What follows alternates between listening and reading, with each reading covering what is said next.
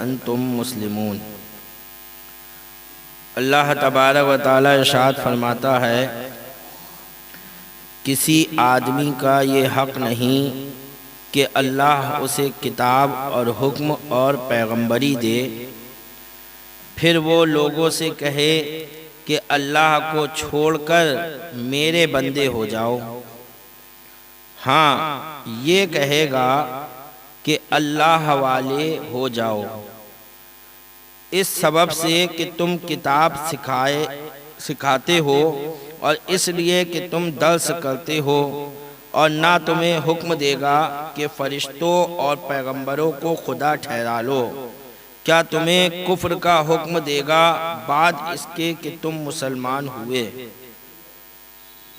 یعنی کوئی بھی ایسا نہیں ہے، اللہ تعالیٰ فرماتا ہے کہ اللہ تعالیٰ اسے پیغمبری دے اور پھر وہ لوگوں سے یہ کہے کہ اللہ کو چھوڑ کر میری عبادت کرو، ایسا کوئی بھی نہیں کرے گا۔ ابو رافع یہودی اور سید عیسائی نے حضور علیہ السلام کی خدمت میں عرض کیا کہ آپ تو یہ چاہتے ہیں کہ ہم آپ کی عبادت کریں۔ ان یہودی اور عیسائیوں نے اللہ کے رسول سے یہ کہا کہ آپ تو یہ چاہتے ہیں کہ ہم اللہ کی عبادت نہ کر کے آپ کی عبادت کریں اور آپ کو رب مان لیں۔ حضور علیہ السلام نے فرمایا خدا کی پناہ، نہ میں غیر اللہ کی عبادت کا حکم کرتا ہوں، نہ مجھے اس کا حکم دیا گیا اور نہ مجھے اس لیے بھیجا گیا۔ یہ انہوں نے کیوں کہا؟ یہودیوں نے اور عیسائیوں نے تو کہنا ہے، خیال رہے کہ ان عیسائیوں نے یہ دیکھا کہ مسلمان کلمہ طیبہ سے لے کر نماز جنازہ بلکہ دفن میت تک ہر عبادت میں حضور صلی اللہ علیہ وسلم کا نام مبارک لیتے ہیں۔ یہ چیز دیکھی کہ جہاں جہاں اللہ کا ذکر کر رہے ہیں وہاں وہاں یہ سرکار کا ذکر ضرور کرتے ہیں مسلمان۔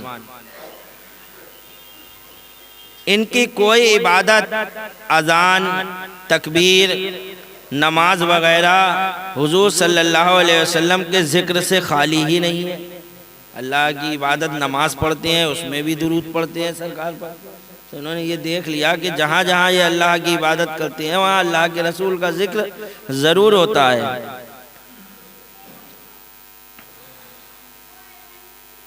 نیز ان عیسائیوں نے صحابہ اکرام کو دیکھا کہ ہر جگہ رب کے نام کے ساتھ ملا کر حضور صلی اللہ علیہ وسلم کا نام لیتے ہیں۔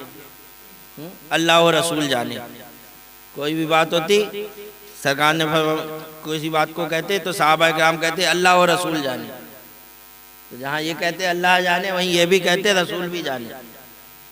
تو یہ دیکھا ان عیسائیوں نے کہ یہ اللہ کے نام کے ساتھ رسول کا نام ضرور لیتے ہیں۔ تو الحمدللہ ہمیں پتہ چلا کہ اعلیٰ حضرت نے ہمیں کیا بہترین عقیدہ دیا ہے صحابہ اکرام کا، کہ ذکر خدا جو ان سے جدا چاہو نزدیو، واللہ ذکر حق نہیں وہ کنجی سقر کی ہے۔ اللہ کا ذکر اگر رسول کے ذکر سے جدا چاہو تو وہ ذکر اللہ کا نہیں ہے بلکہ وہ جہنم کی کنجی ہے۔ اگر اللہ کا ذکر صرف کرو رسول کے ذکر کو چھوڑ کے، تو اعلیٰ حضرت نے فرمایا ذکر خدا جو ان سے جدا چاہو نزدیوں، واللہ وہ ذکر حق نہیں کنجی سقر کی ہے۔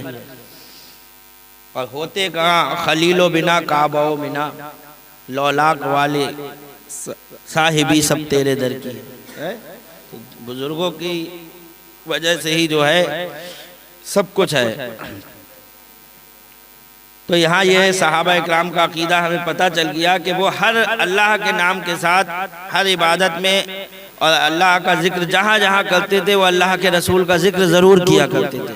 تو ہمیں بھی یہی چاہیے کہ جب بھی ہم اللہ کا ذکر کریں تو اللہ کے رسول کا بھی ذکر کریں، یہی صحابہ کا طریقہ ہے۔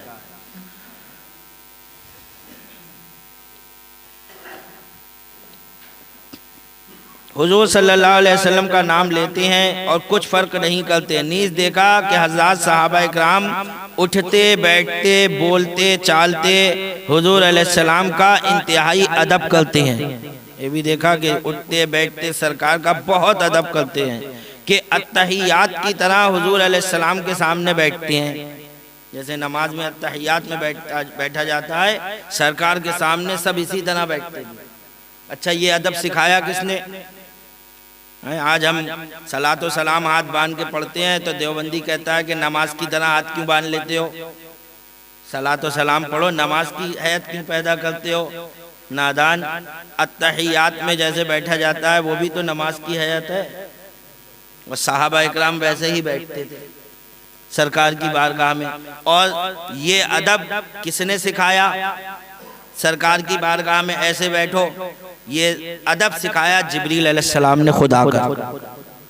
جبریل علیہ السلام خدا ہے، بہت بڑی حدیث ہے، انسانی شکل میں آئے تھے، صحابہ اکرام کا مجمع لگا ہوا تھا اور سرکار کے پاس آ کر بیٹھ گئے، دو زانو ہو کر ایسے ہی، اور ہاتھ اپنے یہیں پر رکھ لیے گھٹنوں کے پاس، اور آ کر جو ہے پھر ادب کے دائرے میں سرکار سے سوال کیے۔ بعد میں جب چلے گئے تو سرکار نے پوچھا صحابہ اکرام سے، تمہیں پتا ہے یہ کون تھے؟ صحابہ اکرام نے کہا اللہ اس کے رسول جانے۔ تو کہا یہ جبریل امین تھے، تمہیں ادب سکھانے آئے تھے، تمہیں ادب سکھانے آئے تھے کہ اپنے نبی سے کیسے بات کرنا ہے، کیسے بیٹھنا ہے، کس طریقے سے کوئی سوال کرنا ہے تو سوال کا انداز کیا ہونا چاہیے، تو تمہیں ادب سکھانے کے لیے آئے تھے۔ تو یہ ادب جبریل علیہ السلام نے سکھایا، بیٹھنے کا طریقہ کہ ایسے نبی کی بارگاہ میں بیٹھو۔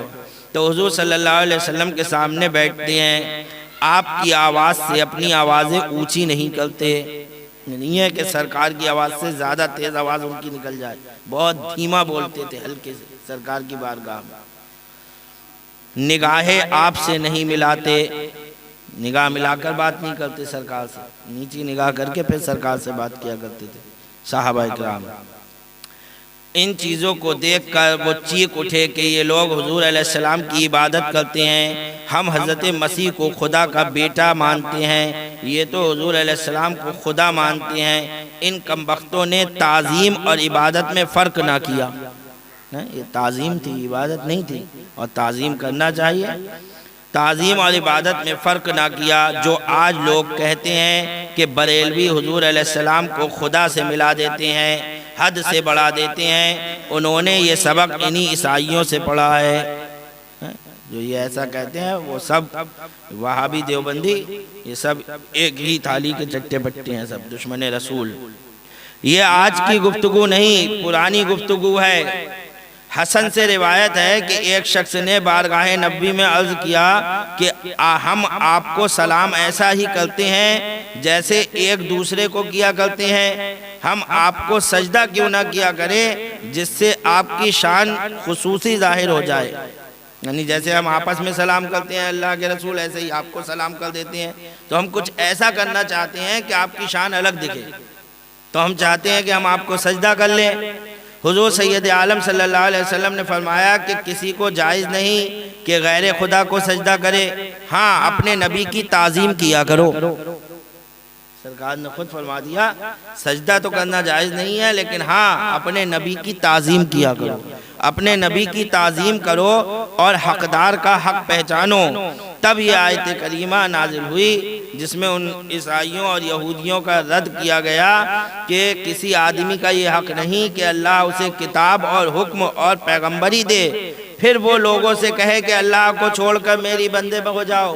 ایسا کوئی نبی نہیں کر سکتا، یہ نبی سے ممکن ہی نہیں ہے کہ نبی یہ کام کریں کہ اللہ انہیں نبوت دے، پیغمبری دے، کتاب عطا کرے اور پھر وہ جو ہے اللہ ہی سے دشمنی لے لیں۔ ایسا کوئی نبی سے ممکن نہیں ہے، محال ہے، نبی یہ کام کر ہی نہیں سکتے، بلکہ وہ لوگوں کی ہدایت کے لیے آئے ہیں، لوگوں کی ہی ہدایت کریں گے۔ تمام مخلوق سے زیادہ انسان کو اللہ نے نعمتیں بخشی ہیں کہ غذائیں، لباس، رہائش کی بے شمار چیزیں انسان ہی کو دیں، نیز نبوت، ولایت، معرفت سے اسی کو نوازا ہے، انسان کو ہی نعمتیں بھی سب سے زیادہ انسان کو ملی، اور نبی بھی انسانوں میں ہی ہوئے، ولی بھی انسانوں میں ہی ہوئے۔ تو اللہ تبارک و تعالیٰ نے اسی مخلوق کو جو ہے ان نعمتوں سے نوازا ہے۔ آخرت میں جنت اسی کے لیے رکھی گئی، جنت بھی انسانوں ہی کے لیے ہے۔ پھر نوع انسان میں سے مومنوں پر بہت احسان کیے، اور پھر مومنوں میں سے حضرت اولیاء اللہ پر بہت سے خصوصی احسانات فرمائے، پھر ایسی پاک جماعت میں سے حضرات انبیاء اکرام پر تو بے حد احسانات فرمائے، اور قاعدہ ہے کہ شکر بقدر نعمت چاہیے، جس قدر رب کی نعمتیں زیادہ ہوں اس قدر اس کا شکریہ زیادہ کرنا چاہیے۔ اللہ جتنی نعمتیں زیادہ کرے اتنا ہی ہمارا شکریہ بھی بڑھنا چاہیے، لیکن ہوتا اس کا الٹا ہے۔ غریب آدمی تو زیادہ شکریہ ادا کر لیتا ہے آدمی، لیکن امیر آدمی جو ہے وہ رب کو بھول جاتا ہے۔ حالانکہ اللہ تعالیٰ جتنی نعمتیں تمہیں دے رہا ہے اتنا تمہارا شکریہ بھی بڑھنا چاہیے رب کی بارگاہ۔ تو غریب کی شادی تو جو ہے صحیح شریعت کے دائرے میں ہو جاتی ہے، اور مالدار آدمی جو ہے وہ پجامے سے باہر نکلتا چلا جاتا ہے، وہ سوچتا ہے سب کچھ کر لوں، اسے دکھتا ہی نہیں ہے کہ خدا راضی ہو رہا ہے یا ناراض ہو رہا ہے۔ پیسہ ہے، پیسے کے نشے میں چور ہیں، سب بھولے بیٹھے ہیں، دیکھ لیں گے، سب کو خرید لیں گے۔ نہ، اللہ کی نعمتوں کا شکریہ ادا کرو، اس کی بارگاہ میں سجدہ ریز ہو جاؤ کہ اللہ نے تمہیں یہ دولت دی ہے تو اس دولت کو غریبوں کے لیے، مسجدوں کے لیے، مدارس کے لیے نچھاور کر دو۔ یہی تمہارے جو ہے آخرت کی جو ہے پنجی بنے گی، یہی تمہاری آخرت میں کام آنے والی چیز ہے۔ تو سب سے زیادہ شکر حضرت انبیاء اکرام کرتے ہیں، کیونکہ ان پر سب سے زیادہ احسان، تو سب سے زیادہ شکر بھی وہی کرتے ہیں۔ چونکہ یہود و نصارہ نے ان اعلیٰ درجے کے شاکروں کو بدترین کفر کا بہتان لگایا کہ بولے کہ ہم کو انبیاء اکرام فرما گئے ہیں کہ ہمیں خدا کا بیٹا کہو، لہذا ان کے پرزور تردید رب تعالیٰ نے فرماتے ہوئے ارشاد فرمایا کہ یہ ممکن ہی نہیں اور کسی انسان کی شان ہی نہیں کہ رب تعالیٰ تو اس پر فضل فرما کر اسے اپنی کتاب علم ظاہری و باطنی اور نبوت عطا فرمائے اور اسے لوگوں کا ہادی بنا کر بھیجے، پھر وہ بندہ بجائے ہدایت دینے کے لوگوں کو اپنی عبادت کی طرف دعوت دے اور یہ کہے کہ خدا کو چھوڑ کر یا خدا کے ساتھ میرے پجاری بن جاؤ، یہ ناممکن ہے۔ دنیاوی بادشاہ اسی کو حاکم بناتے ہیں جس پر انہیں اعتماد ہوتا ہے، پر بھروسہ ہوتا ہے، اسی کو حاکم بناتے ہیں۔ اور اللہ تبارک و تعالیٰ انہیں دنیاوی بادشاہ کو تو بھروسہ ہی ہوتا ہے، دل کے حالات تو وہ جانتے نہیں ہیں، لیکن اللہ تو دلوں کے حالات جانتا ہے۔ تو اللہ کو تو سب کچھ معلوم ہے کہ میرا یہ بندہ دنیا میں جا کر میں اس کو نبوت دے رہا ہوں، ولایت دے رہا ہوں، یہ میرے کہنے پر چلے گا یا بگڑ جائے گا۔ تو اللہ ایسے کو بنائے گا ہی نہیں نبی، وہ تو علم والا ہے، اس کو سب کچھ معلوم ہے، اس نے ایسوں کو نبی نہیں بنایا کہ جنہیں نبوت دیں اور پھر وہ بعد میں بگڑ جائیں۔ نبی معصوم ہوتے ہیں، ان سے گناہ ممکن ہی نہیں ہے۔ اللہ تعالیٰ اپنے بندوں کو چن لیتا ہے نبوت کے لیے، اور اس نے چن لیے اپنے بندے، وہ معصوم ہوتے ہیں، ان سے گناہ ممکن ہی نہیں ہوتے کہ وہ لوگوں کو حکومت کا وفادار بنائیں گے۔ تو کیوں کر ممکن ہے کہ حق تعالیٰ ایسوں کو نبوت دے دے جو لوگوں کو اس کے باغی کر دیں، لہذا یہ ان کا بہتان بالکل غلط ہے۔ وَإِذَا أَخَذَ اللَّهُ مِيثَاقَ النَّبِيِّينَ لَمَا آتَيْتُكُم مِّن كِتَابٍ وَحِكْمَةٍ ثم جاءكم رسول مصدق لما معكم لتؤمنن به ولتنصرنه قال أأقررتم وأخذتم على ذلكم إصري قالوا أقررنا قال فاشهدوا وأنا معكم من الشاهدين فمن تولى بعد ذلك فأولئك هم الفاسقون۔ اور یاد کرو جب اللہ نے پیغمبروں سے عہد لیا، کن سے عہد لیا؟ پیغمبروں سے، نبیوں سے، رسولوں سے وعدہ لیا اللہ تعالیٰ نے۔ کیا وعدہ لیا؟ کہ جو میں تم کو کتاب اور حکمت دوں، پھر تشریف لائے تمہارے پاس وہ رسول جو تمہاری کتابوں کی تصدیق فرمائے۔ اللہ تعالیٰ نے تمام نبیوں، تمام پیغمبروں کو جمع کر کے ان سے یہ عہد لیا کہ میں تمہیں نبی بناؤں، تمہیں کتاب دوں، تمہیں رسول بنا کر بھیجوں، اور تمہارا جو ہے خوب چرچا ہوتا ہو، لوگ تمہارا کلمہ پڑھتے ہوں۔ ایسے وقت میں وہ نبی تشریف لے آئے جو تمہاری کتابوں کی تصدیق کرے، یعنی آخری نبی تشریف لے آئے اور تمہارا چرچا ہو رہا ہو، تمہارا ڈنکا بجتا ہو، لوگ تمہارا کلمہ پڑھتے ہوں، سب تمہارے کہنے پر چلتے ہوں، اور ایسے میں آخری نبی تشریف لے آئیں تو کتابوں کی تصدیق فرمائے تو تم ضرور اس پر ایمان لانا اور ضرور اس کی مدد کرنا۔ یعنی آپ اپنا کام چھوڑ دینا، اپنا کلمہ پڑھوانا چھوڑ دینا، بلکہ تم بھی انہی کا کلمہ پڑھنا اور اپنے ماننے والوں سے بھی انہی کا کلمہ پڑھوانا۔ یہ وعدہ لیا اللہ تعالیٰ نے تمام نبیوں سے۔ فرمایا کیوں؟ تم نے اقرار کیا اور اس پر میرا بھاری ذمہ لیا۔ سب نے عرض کیا ہم نے اقرار کیا۔ فرمایا تو ایک دوسرے پر گواہ ہو جاؤ اور میں آپ تمہارے ساتھ گواہوں میں سے ہوں۔ تم بھی گواہ ہو جاؤ اور میں بھی گواہ ہوتا ہوں اس بات کا، اور میں تمہارے ساتھ گواہوں میں سے ہوں۔ تو جو کوئی اس کے بعد پھرے تو وہی فاسق ہے۔ یہ وعدہ کر لیا تم نے، اب جو پھرے گا وہی فاسق ہے۔ فاسق سے یہاں مراد کافر ہے، ٹھیک ہے، وہ کافر ہو جائے گا۔ جو اس وعدے سے پھرے گا تو وہ کافر ہو جائے گا۔ سزا بھی رکھ دی گئی یہاں پر۔ اللہ تعالیٰ نے پہلے تو حضرت آدم علیہ السلام کو فرشتوں سے سجدہ کرایا، پھر انہیں جنت میں رکھا، وہاں ہی حضرت حوا کی پیدائش ہوئی، پھر ان دونوں بزرگوں کو زمین پر بھیجا، پھر 300 برس کی جدائی کے بعد ان دونوں کو مقام عرفات میں ملایا۔ واقعہ یہ ہوا کہ رب تعالیٰ نے انسان سے 3 وعدے لیے۔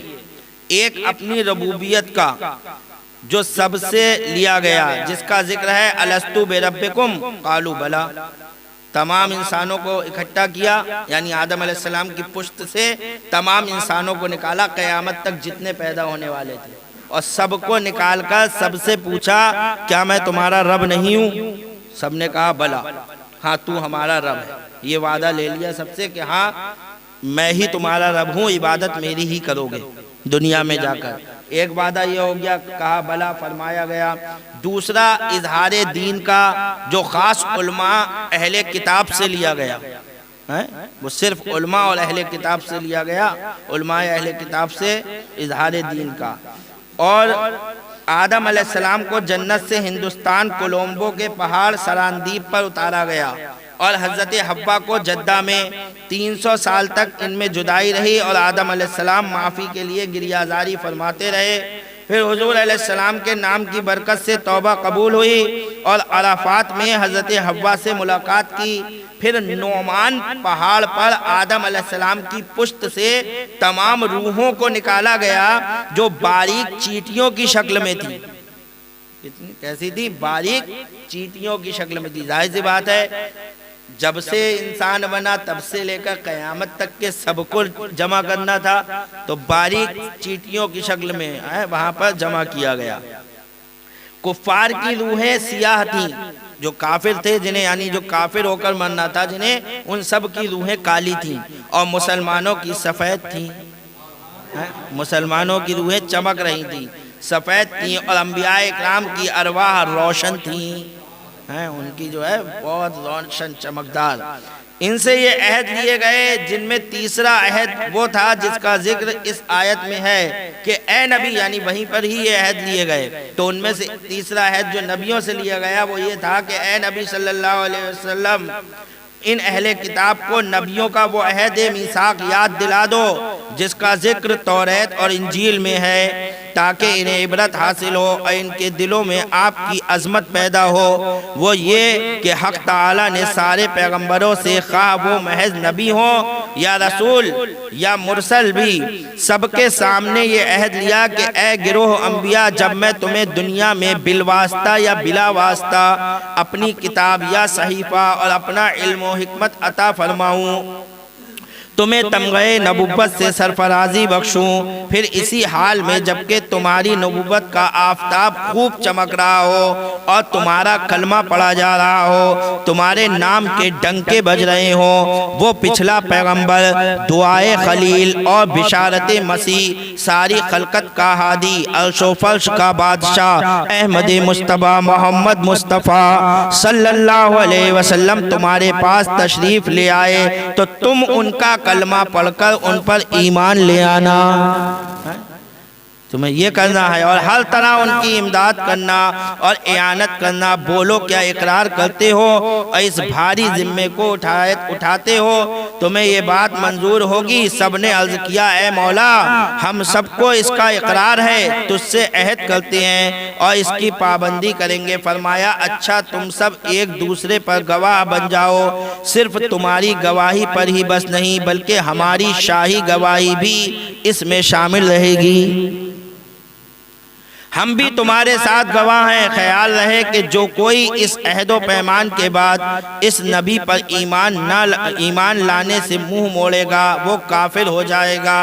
ساری امت کا اس پر اتفاق ہے کہ حضور صلی اللہ علیہ وسلم تمام نبیوں کے سردار ہیں۔ اس کے بے شمار دلائل ہیں جن میں سے بطور اختصار یہاں کچھ عرض کیے جاتے ہیں۔ ایک تو یہی آیت جس میں بتا دیا گیا کہ تمام نبی بھی جو ہے وہ آپ کے امتی ہوں گے، ہے نہیں؟ تو جو نبی ہوگا وہ اس کا مرتبہ زیادہ ہوگا امتیوں سے، اور تمام نبی آدم علیہ السلام سے لے کر عیسیٰ علیہ السلام تک جتنے نبی ہیں وہ سب ہمارے نبی کے امتی بنے۔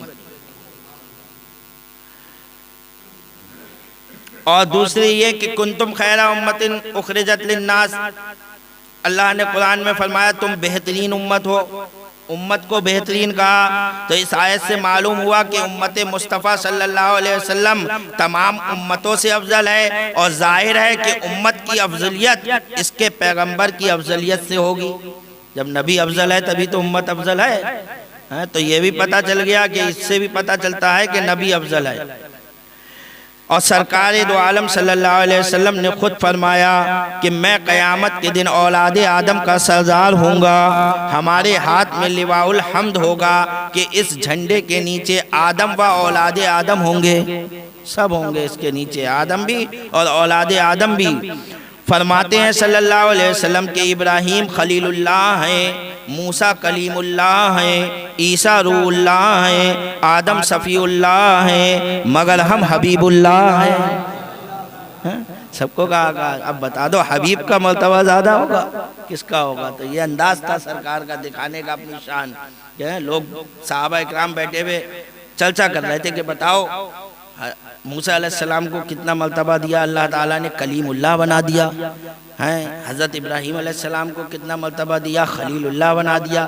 تو سرکار تشریف لائے سن رہے تھے صحابہ اکرام کی یہ گفتگو، تو اس وقت سرکار نے یہ فرمایا کہ ابراہیم خلیل اللہ ہیں، موسیٰ کلیم اللہ ہیں، عیسیٰ روح اللہ ہیں، آدم صفی اللہ ہیں، اور ہم حبیب اللہ ہیں۔ ہم اللہ کے حبیب ہیں۔ تو جو حبیب کا مرتبہ ہوتا ہے وہ کسی کا نہیں ہوتا، محبوب سے بڑا کوئی ہوتا ہی نہیں ہے، سب سے زیادہ مرتبہ محبوب کا ہی ہوتا ہے۔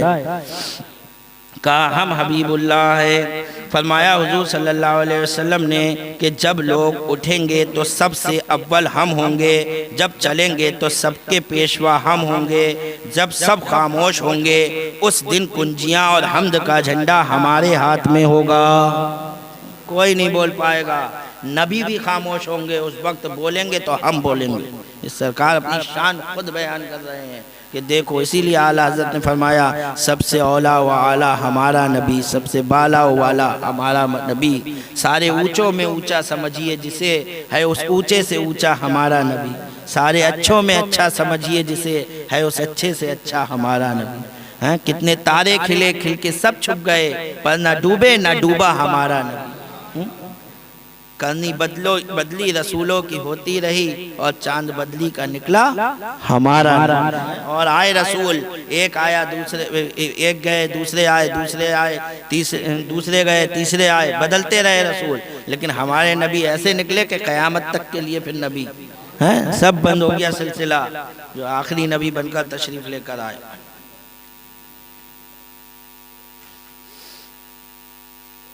وَمَا لَنَا إِلَّا الْبَلَاغُ۔ وہ تھوڑا سا مسئلہ سن لیجئے۔ تو رکوع سے اٹھ کر بتا دیا تھا کہ بالکل سیدھے ہو کر جو ہے آپ پھر سجدے میں جائیں۔ جب سجدے میں جائیں آپ لوگ تو اکثر لوگ جو ہے کپڑے ایسے پہنتے ہیں کہ ان سے سجدہ صحیح سے ادا نہیں ہوتا ہے۔ اب سجدے میں جاتے ہیں تو ان کی پینٹیں ہی پھنسے جا رہی ہیں، تو اس سے دونوں ہاتھوں سے ایسے اوپر کو چڑھا کے پھر جا رہے ہیں۔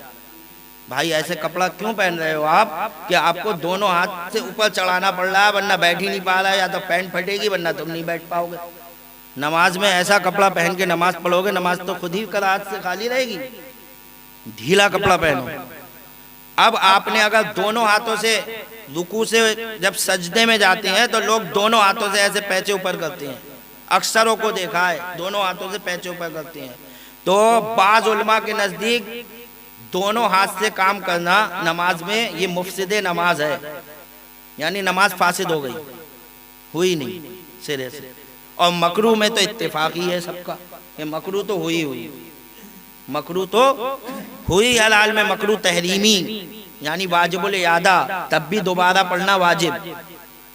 یہ جو آپ نے دونوں ہاتھوں سے اٹھا کر کام کرا، کپڑے کو سمیٹا، تو مکروہ تحریمی میں تو اتفاق ہے کہ ہوئی حلال میں مکروہ تحریمی، واجب الاعادہ، اس نماز کا دوبارہ پڑھنا واجب۔ اور جو فساد ہے، اور فساد سامنے سمجھ میں آ رہا ہے کہ آپ ایک ہاتھ سے کام کرو گے نماز میں، دیکھو کھجلانے کا حکم ہے، تو کیا حکم ہے؟ دونوں ہاتھوں سے کھجلاؤ۔